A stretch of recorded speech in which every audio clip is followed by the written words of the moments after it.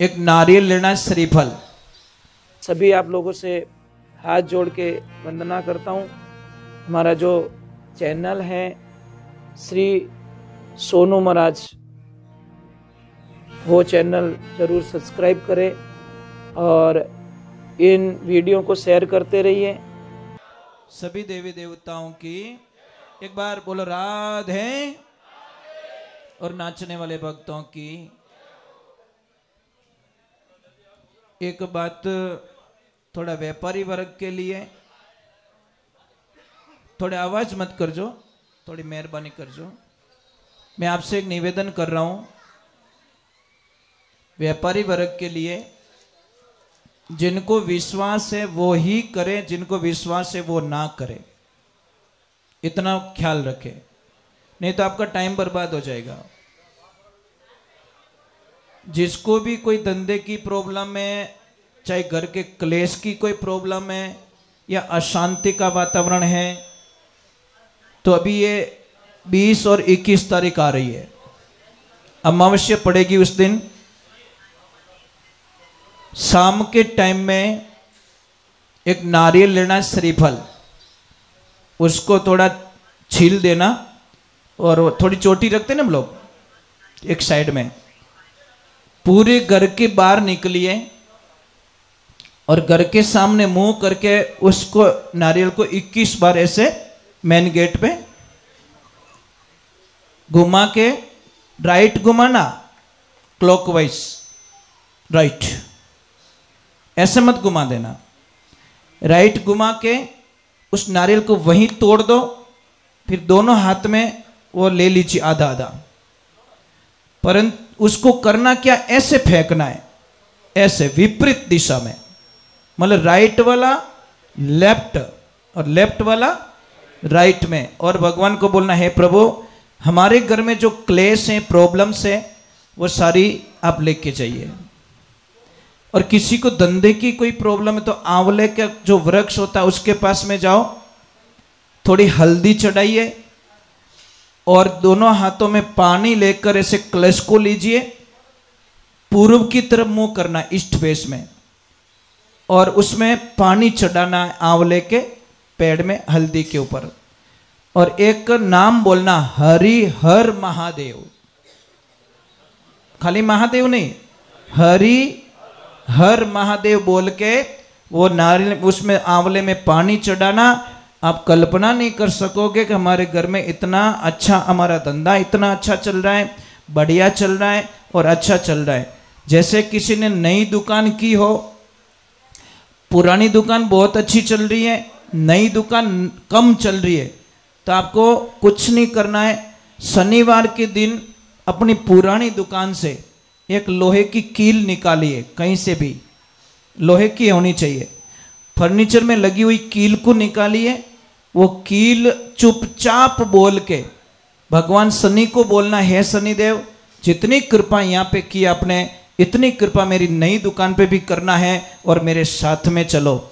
ले जाकर उस कील को गले में डाल दीजिए या कहीं भगवान के दरबार में रख लीजिए। आपकी जिंदगी में इतनी खुशी आएगी जिसकी कल्पना नहीं कर सकते। जिसके भी बच्चे पढ़ाई में कमजोर है, पढ़ाई में कई लोगों को बहुत सारी प्रॉब्लम्स होती है, बच्चे को याद नहीं रहता, बच्चे पढ़ना चाहते परंतु भूल जाते, पढ़ना चाहते परंतु भूल जाते। उस बच्चे के लिए क्या करना है, पूर्णिमा के दिन कोई देसी गौ रखता हूं, देसी गाय माता, वो नहीं चाहिए, जर्सी गाय, देसी गाय, वहां पे जाइए, आपके सामने उसको बोलिए कि अब इसका दूध मुझे चाहिए, थोड़ा बछड़े को पीने दो, और उसको इतनी रिक्वेस्ट करनी है कि मुझे आगे वाले थन है ना उसका दूध चाहिए, पीछे वाले नहीं, आगे वाले थन का दूध निकालिए और दूध निकाल के घर पे लाइए पूर्णिमा के दिन। फिर घर पे लाके खीर बना दीजिए, ड्राई फ्रूट जो भी डालना है, उस खीर को कम से कम 1-2 घंटे तक चंद्रमा का प्रकाश दिखाना है, और फिर उस बच्चे को आप खिला दीजिए। आप कल्पना नहीं कर सके, जो पढ़ना नहीं चाहता है वह भी बच्चा जबरदस्ती पढ़ाई में मन लगेगा, और आप कल्पना नहीं कर सकते, इतनी बढ़िया बात है। ये ध्यान रखें, गाय के दूध में बहुत शक्ति होती है, परंतु अपने बूढ़िया लोग कहीं कहता है वेड़ारा वयोड़ा मोती निपजे। एक बात का ध्यान रखना, इस दुनिया में सारे लोग, आपका पार्टनर, आपका भाई, आपका सगा, आपका मित्र, आपका पड़ोसी, इनमें से कोई नहीं चाहेगा कि ये आदमी मेरे से आगे निकले। आपका पार्टनर कभी नहीं चाहेगा कि मेरे से अलग होने के बाद में मेरा पार्टनर मेरे से डबल कमाए। आपका दोस्त कभी नहीं चाहेगा कि मेरा दोस्त मेरे से ज्यादा कमाए। आपका भाई भी चाहेगा कि वो मेरे से पीछे रहे, आगे ना जाए। एक क्लास में पढ़ने वाला बच्चा कभी नहीं चाहेगा कि ये लड़का या लड़की मेरे से अच्छे नंबर लाए, मेरे से पीछे रहे।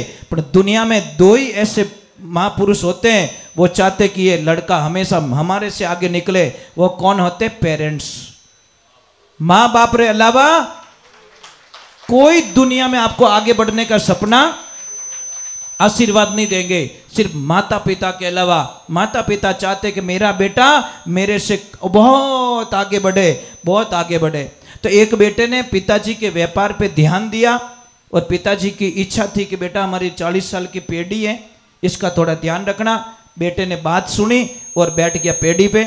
अब उसने व्यापार इतना फैला दिया महाराज, बहुत ज़्यादा व्यापार फैला दिया। अब समझ लीजिए, व्यापार फैला के बहुत अच्छी बिल्डिंग बनाई और बिल्डिंग बना के बिल्डिंग के ओपनिंग में पिताजी को बुलाया, उनसे रिबन कटवाया। तो पिताजी ने उसको एक प्रश्न किया, बहुत राजी भी हुए कि धन्यवाद है मेरे बेटे को, कम से कम मैं तो नॉर्मल में था ना, इसने बहुत सारा कारोबार आगे बढ़ा दिया, इतनी बड़ी ऑफिस बनाई, इतनी बड़ी बिल्डिंग बनाई। अब महाराज ध्यान रखें, पिताजी ने बच्चे को पूछा, ये पॉइंट्स थोड़ा ध्यान से सुनना। पिताजी ने बेटे को पूछा कि बोल बेटा, इस दुनिया में सबसे ताकतवर व्यक्ति कौन है? बेटे ने तुरंत बोल दिया पिताजी मैं। पापा रो मुंड उतर गो, क्यों तो गड़बड़ रहेगी। फिर थोड़ा ठंडा दिमाग से पूछा कि बेटा इस दुनिया में सबसे ताकतवर व्यक्ति कौन है? तो उसने तुरंत बोल दिया पापा मैं। पापा ने बोला, अबे मारवाड़ हाल नो छोको, अपनी सीट तो गई भाई, अबे हटो। पिताजी की आंखों में आंसू आ गए साहब। जैसे पिताजी नीचे उतरे, पर क्यों बेटा ने एक बार और पूछ लो। कितनी बार? लास्ट बार पूछ लो। वापस पूछा कि बेटा इस दुनिया में सबसे ताकतवर व्यक्ति कौन? कि पिताजी आप। पिताजी आप। तो पापा ने बोला, बेटा 2 बार जब पूछा तो तूने बोला मैं हूं मैं हूं, मार तो कालजो ही काट दियो कि पापा उस वक्त में आपके दोनों हाथ मेरे कंधों पे थे, इसलिए मैं दुनिया का सबसे ताकतवर व्यक्ति था। जैसे ही आपके हाथ हट गए आप 1 बन गए, मैं 0 बन गया। इन्हें वास्ते जिन माते माँ बाप रो हाथ कंधों माते है ने, उससे बड़ा ताकतवर दुनिया में कोई हो नहीं सकता। इन्हें वास्ते महापुरुषों, आप कितना भी कमा लेना, कितना भी कुछ कर लेना, पर माँ बाप ने मत सताई जो।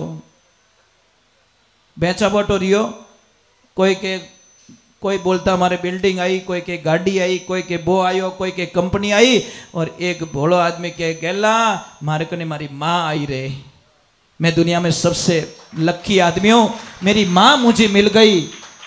ना गाड़ी चाहिए, ना बंगला चाहिए, ना कुछ चाहिए। महाराज एक ध्यान रखना, औलाद बीमार हो जाती है तो माता पिता सारी प्रॉपर्टी गिरवी रख देते हैं, अपनी एफडी तोड़वा देते हैं, अपनी सारी कमाई तोड़वा देते हैं। पर जब पापा मम्मी बीमार रहे तो सब थोड़ी शंकाएं घुस जाती है। कैसा 12 साल रह गया मने सेवा करते, हमें तो नैन क्यों ही करी। अरे बाप रे, एक आदत छोड़ दो आपकी। कहीं के माँ बाप मारे भेड़ा रहे और शब्द छोड़ दो साहब। कहीं कहो मैं माँ बाप रे भेड़ो रहूं, जिन दिन ओ बोलोला उन दिन आप बहुत सुखी रह जाओला। हमारी क्या औकात है जो माँ बाप ने आपो भेड़ा राख सको? यूं बोलो ने बेटी रे बाप के मैं माँ बाप रे भेड़ो रहूं। कई लोग का मने के महाराज मैं गाय को गोद लेके आया हूं। अब धारो बाप दादा ली कहीं गाय को गोद लेना 3 लोग के देवता नहीं ले सकते, तू क्या ले सकता? ऐसे बोलते मैं गाय की गोद गया हूं, आज मैं गाय को गोद लेके नहीं आया, मैं गाय माता की गोद चला गया, तो वो तो शुभ था। पर वो कि गाय को गोद मैंने ले ली। अरे बेटी रे बाप, ब्रह्मा विष्णु महेश की भी ताकत नहीं है जो गाय को गोद ले सके। अरे इतना बोलते गाय की गोद गया हूं मैं, तो शुभ होता। महाराज कई लोग क्या करते हैं, अभी हमारे कुछ दिनों पहले कोई किसी ने सत्संग बुकिंग करवाई और हमें पूछा कि महाराज ये तारीख है लिख दीजिए, और नाचन वाला हाथ आई कि नहीं आई। मैं बोले क्यों, कैसा कोई हनुमान जी पढ़न नाचे, कोई महादेव जी पढ़न नाचे। मैंने बोला सत्संग कैंसिल करो, आई नॉट एक्सेप्ट, नहीं नो एग्री, मैं ये नहीं कर सकता। अरे मारी कहीं औकात जो हनुमान जी नचाई सकूं, मारी कहीं औकात जो महादेव जी ने मैं नचाई सकूं। अरे भोला आदमी थोड़ा तो दिमाग यूज करो, महादेव जी को मैं नचाऊंगा, मैं इतना बड़ा बन गया क्या, मैं हनुमान जी को नचाऊंगा, मैं माता जी को नचाऊंगा। अरे क्या खेल कर रहे हो तुम लोग। माता जी हम ही थे नाचो भाई, महादेव जी हम ही थे नाचो, हनुमान जी हम ही थे नाचो, तो थोरो बेड़ो पार होवे, नहीं तो आज होवे ने कोई काल होवे। हम तो भैरू जी के सामने, भैरू जी के वो पता नहीं क्या क्या बन के भैरू जी को नचा रहे हैं। इतने बड़े हो गए हम लोग कि भगवान को नचाने लग गए। साहब ये बहुत ही गलत चीज है, इन्हें वास्ते ये सारी बंद होना चाहिए, ये अच्छी बात नहीं है। भगवान की हंसी उड़ती है, भगवान की मजाक उड़ती है साहब, और हम एग्री करते तालियां बजाते हैं, मजा आता है। मैंने बोला ना मजा मत लीजिए, मजा थोड़ी देर का है, आनंद लीजिए। चलो एक बार जय बोलते, बोले आई मात की, बोले नवदुर्गे मात की। नाराज तो नहीं हो, थोड़ा हैंट अरे जो क्यों बात उड़ी हो है, हल्का हल्का हैंग, भारी भारी रही जो को पड़ियो रही, हल्को रिवसरी बात नहीं है। साहब मेरे गुरुजी ने क्या बोला कि बेटा जीवन चाहे 2 दिन का ही हो, पर होनो चीजें आनंद रो। समझ में आई नहीं, 1 साल 2 साल जी ले चाहे 100 साल जी ले, आखिर है तुझको जाना, आखिर तुझे जाना है। मेरे गुरुजी कहा करते थे कि बेटा 100 किलो चांदी मत खरीदना, 1 किलो सोना खरीद लेना। तो अज्ञानी थे, मूर्ख थे हम लोग। जाके गुरुजी को बोला 99 किलो का घाटा क्यों करवा रहे हो। गुरुजी ने बोला 1 किलो सोने का 60 लाख बनता है, 100 किलो चांदी रही 60 लाख बने, तो 99 किलो बोझ लिया क्यों फिरे। समझ में आ गया। तो हमने 100 झूठ बोलने से बढ़िया एक सच बोल के मरा जाए, आनंद उसी में होता है महाराज। क्यों रोज मरूं यार, रोज झूठ बोलूं, रोज मरूं, इससे बढ़िया एक दिन मर जाए, क्या फर्क पड़ेगा। परंतु तो मरना अच्छा है यार, मरना स्वामी विवेकानंद जी का जैसा होना चाहिए, मरना महाराणा प्रताप जैसा होना चाहिए, मरना शिवाजी जैसा होना चाहिए, मरना महारानी लक्ष्मीबाई जैसा होना चाहिए, मरना सुभाष चंद्र बोस जैसा होना चाहिए, मरना भगत सिंह जी जैसा होना चाहिए। आनंद उसको कहते, संसार में आए कीड़े मकोड़ों की जैसे मर गए, उसको मौत नहीं कहते। मौत भी इतिहास के पन्नों में लिखी जाए, उसको मौत कहते। महाराज क्या आए, क्या खाए, क्या पहने, ये हमारा वर्चस्व नहीं है। हमने देश के प्रति कितनी जागृति है, देश के प्रति बात कितनी करते हैं, देश के प्रति हमारी भावनाएं क्या है, वो मायने रखता है। पर्सनल जिंदगी, सेल्फ जिंदगी हमेशा दुख देती है। और जब आप आउट जाते हो, देश का सोचते हो, मातृभूमि का सोचते हो, तो आनंद कुछ और आता है। ये जिंदगी में ध्यान रखिए। अरे 2 दिन का जीवन यार। यहाँ पे कोई ऐसे बैठे हैं माँ भारती के सपूत, जो अपने बेटे के जन्मते ही मन में ये शपथ ले ले कि इस बेटे को मैं फौज में भेजूंगा, बॉर्डर पे भेजूंगा इस बच्चे को मैं। है कोई देवी यहाँ पे? बहुत बहुत धन्यवाद आपको, एक हाथ ऊपर हुआ है, धन्य हो गया मैं। ये होना चाहिए यार, सपना ये होना चाहिए। क्या मेरे लिए वो बनाऊं, वो बनाऊं, वो बनाऊं। अरे ये तो सोचो, ये भगवान मुझे ऐसा बेटा देना, ऐसी बेटी देना जो बॉर्डर पे जाके, डंके की चोट पे जाके मेरी मातृभूमि की रक्षा कर सके। नहीं तो मेरा धरती पे आना सार्थक। धरती मारो कर्जो तो उतारो कि नहीं उतारो। एक छोटा सा भजन सुना देता हूं ताकि शंका निकल जाए। 5 कर्जे हमारे पे, कितने? जब तक ये कर्जे नहीं उतारेंगे हमारी मुक्ति होने वाली नहीं है।